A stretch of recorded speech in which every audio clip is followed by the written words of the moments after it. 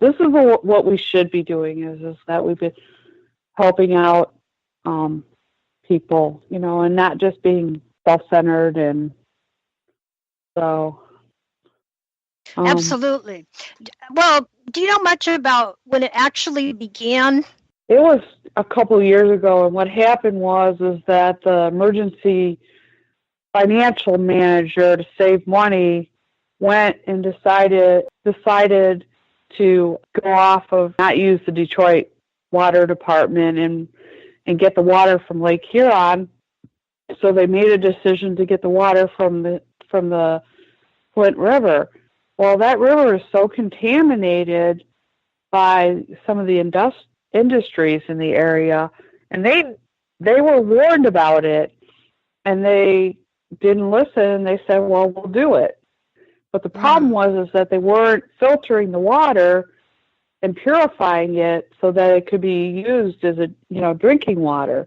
Sure. And that's what and GM couldn't. GM was having problems because they wanted to start building cars in Flint. Well, the problem came was when the paint they were having issues with the paint staying on the cars. So that was one of the things but they also had cases of Legionnaire's disease that was not where some people died. And I guess there's charges being brought up against some officials, and our governor should be part of that too, because he knew what was going on, even though he keeps playing like he doesn't. But they haven't done anything yet. That doesn't mean when he steps out of office that they won't do something. And he's using taxpayers' fund to pay for his legal fees too, which I'm not happy about. Especially when he just bought a $1 million condo in Ann Arbor. So who is this individual that you're talking about right now? Our governor, Rick Schneider. Okay. Yeah, okay. I'm really careful because I know that, but he really should be, he knew what was going on, and he pled that he swore he didn't know, but he had been it was brought to his attention. Sure. As governor of a state, the governor knows what's going on unless he or she turns their back on everything and everything, or they're real that who he surrounds himself with is not being truthful. But I honestly believe he knew exactly what was going on. Nothing, and he needs to suffer the consequences just as much as some of those other people are suffering. So. Well, they sure are suffering and especially with the children. That's sad when you think of, the pregnant women that had the babies and then had the complications. Right. The children are and the thing is that Flint has a large minority community, so there's a lot of Hispanics, and there's also African Americans and other. It's a very diversified, but it's one of the poorer cities, should I say? So a lot of people are living off. A lot of people are getting assistance and stuff like that. The other thing that the state told these people is that if you move out of Flint, your children will not be covered for lead exposure, which is wrong, because if a parent or a legal guardian feels that moving out of Flint and moving to a different area is better for their child or for them, for their health reasons, then to me, I see it as a threat, and that's not the way it should be. Not only that, being a nurse, I am aware that, you can move to another location, and there's lots of places that have, for whatever reason, it's maybe state funded. I don't get into all that, but I do know that children can come in and be treated for anything. It doesn't matter what it is. And if it's lead poisoning, they would certainly treat them for that too. That's just a scare tactic, but I believe. They're also testing schools in Detroit now, and one of the schools in Detroit, they actually had to bring in water coolers because the drinking fountains, they were testing water throughout the school areas, and they found out that some of their water supply did have a high time.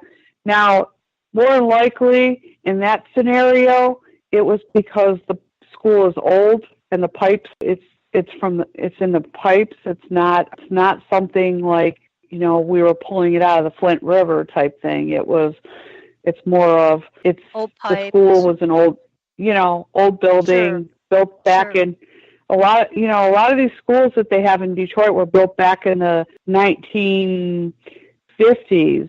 And so things have changed. I know that they've started building new schools and tearing down some of the old schools. What they do is they build a new school next to the old school on the same property, and they tear down the old school. And because they did that with Cass Tech, where the old school was like right across the street, and the new school got built on the other side. And they've done that with a couple of different schools that they've torn down and rebuilt a brand new school. Because some of the schools, that's part of the thing, is like they were talking about doing year-round schools, and the problem is that a lot of the older schools don't have air conditioning, so it makes it difficult. Yeah, it would. I understand that this issue is not only happening in Michigan now, it's starting to spread elsewhere in the United States too. So, of course, it would make sense with, lead pipes that we've had in the past and, all that sort of thing throughout the States. Well, it's also the fact that stuff is being allowed to be dumped into our water supplies. Sure. And the thing about it is it happened in West Virginia with coal soot, and it's going to happen again.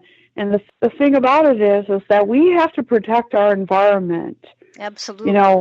We are the managers of our environment. And what I just watched on the news about plastic and how it's affecting our water supply, getting into our water, oceans and even the Great Lakes. Right. And here everyone wants to drink from bottled water, but the thing about it is no one's recycling the bottles.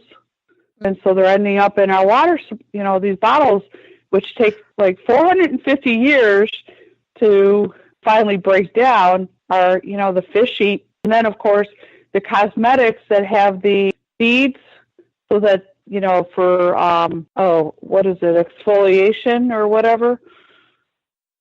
So, those beads that they put into cosmetics like soaps and things or toothpaste. Oh, sure. Well, that's getting into our water supply. Yes. These microbeads, those are plastic. Isn't that sad? Oh, well, no matter, it's just sad that, no matter, we talk a lot about politics off and on, but in this world it seems, but no matter what side you're on, whether you're Democrat, Republican, it doesn't matter. We still are responsible for our water and for environmental issues.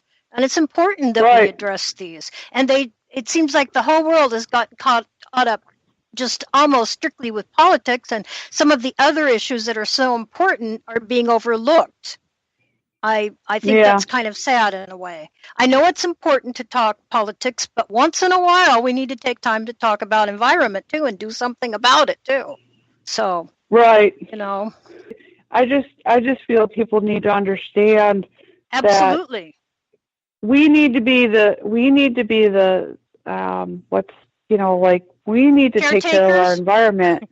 Exactly. Caretakers, we need to be caretakers for our world. Absolutely. For my 2 cents on this, Governor said, and I quote, "I have said all along that ensuring the quality of the water in Flint and helping the people in the city move forward were a top priority for me and my team. We have worked diligently to restore the water quality, and the scientific data now proves the water system is stable and the need for bottled water has ended," said Governor Rick Snyder. And then he continued, "For the past 2 years, I have repeatedly been asked when I would declare the water safe in Flint, and I've always said that no arbitrary decision would be made, that we would let the science take us to that conclusion. Since Flint's water is now within the standards set by the federal government, we will now focus even more of our efforts on continuing with the health, education, and economic development assistance needed to help move Flint forward. I remain steadfast in that commitment." End of quote. But he was warned ahead of time that the water wasn't safe, and he did nothing about it. You know, it may be safe now, and it may be okay to drink now, but I can certainly understand Julie's concern over this water and if it is safe to drink. And why are they ending the bottled water? It's kind of spooky in a way. It sounds like it's safe, but then after all they've been through, I really, really understand what they have gone through, and I just feel so sorry for the people in Flint. I think the issue of water is one that both Democrats and Republicans agree on because they need water to live. It's just that plain and simple. It's an area that we can begin working together on, but we're not talking about this. And water is becoming more and more scarce in our planet. We need to start talking about pure, clear water. What are we going to do when we don't have this that we've always really taken for granted? But people that live in Flint and elsewhere are learning you really can't take it for granted anymore. What do you do when you don't have water? Back in the colonial days, people were afraid of water, and they didn't wash real often. They drank minimum amount of water because they felt like it carried germs, which it probably did, even though it was much purer in those days because there were less people around. But still, the germs, the pathogens that were in the water could have been death, could have meant death for them. So I can understand why they were afraid of water at that point in time. We have since, for a while, we had very good water, and now with the lead pipes coming into play, we're starting to have issues again in other areas than just Flint. That the average adult human body is 50 to 65% water, averaging around 57 to 60%. The percentage of water in infants is much higher, typically around 75 to 78% water, dropping to 65% by 1 year of age. Body composition varies according to gender and fitness level because fatty tissue contains less water than lean tissue. And now you know a little bit more of the story. Did you know that your body consisted of that much water? It's about time and we're getting close to where we need to probably stop and take a little pause. And then we can come right back and talk some more about Michigan. I just want to take a little pause so that we can pay those bills to keep our radio station alive and active. The average adult human body is 50 to 65% water, averaging around 57 to 60%. The percentage of water in infants is much higher, typically around 75 to 78% water, dropping to 65% by 1 year of age. Body composition varies according to gender and fitness level because fatty tissue contains less water than lean tissue. Did you know that your body consisted of that much water? And now you know a little bit more of the story. It's about time and we're getting close to where we need to probably stop and take a little pause. And then we can come right back and talk some more about Michigan. I just want to take a little pause so that we can pay those bills to keep our radio station alive and active. Old Dan and I, with throats burned dry and souls that cry for water, cool, clear water. You're listening to the Spark Radio Network, internet radio like you've never heard before. Innovation, creativity, and imagination are all said to begin with a spark. So fasten your seatbelt and take the ride of your life and listen for the spark. You are listening to KLRN Radio, where liberty and reason still reign.